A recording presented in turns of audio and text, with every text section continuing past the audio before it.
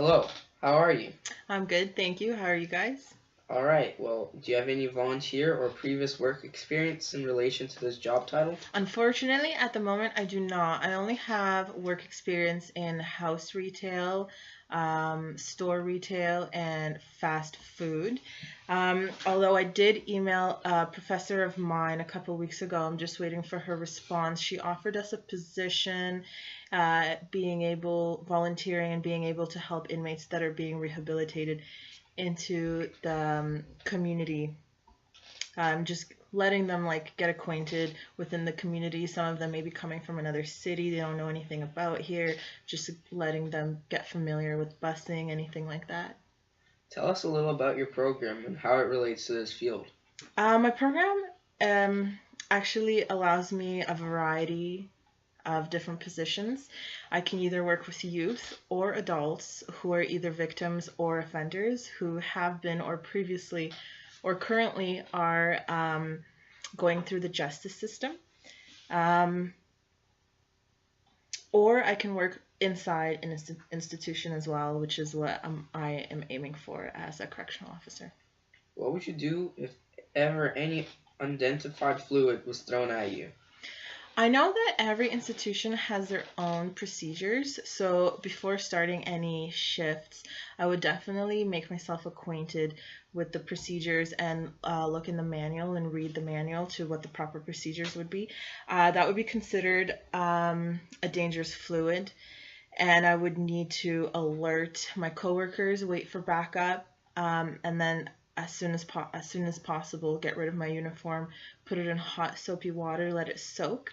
As for the spill that's left over on the floor, I would need to go get a chlorine bleach solution, put it over the spillage, and let sit for a minimum about 30 minutes until it dries.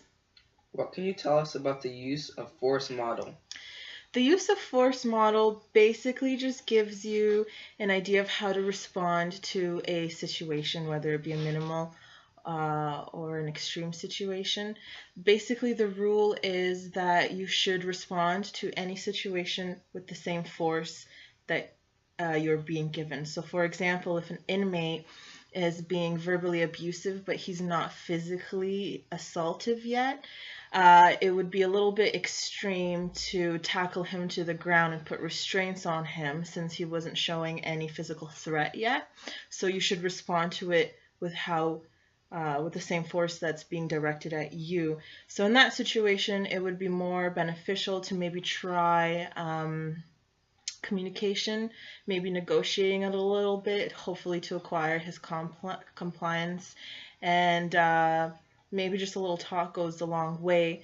Now, at the same time, it's not a linear model, so it all depends and it's all at the discretion of the surrounding, like what the situation is, what the environmental situation is, and how the officer perceives the situation to be.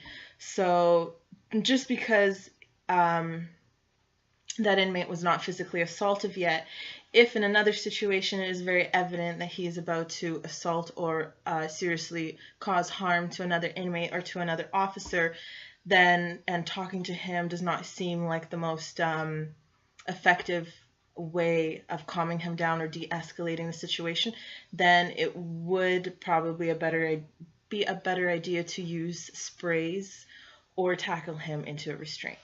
What led you to choose a position as a corrections officer in contrast to an accountant or assistant manager? Um, well, I know myself very well, and I know that I thrive in situations where it's very fast paced, where I have to think on my feet all the time. I love challenges. I love looking for solutions to those challenges. So then maybe next time, once I execute a challenge and find a solution, I can just learn from it and see if I can even improve on it in a better way next time the same situation may arise. I know that I get bored very easily if I was in a position where it was a very slow-paced work environment every day. Now, I do understand that not every day is going to be very fast-paced. As a correctional officer, there's definitely going to be days where I'm on post and there's not going to be a lot of activity going on, which is totally fine. But those other days is what I'm going to live for, those activities, those challenges, and I know that I can be a great asset to this cause and to this company.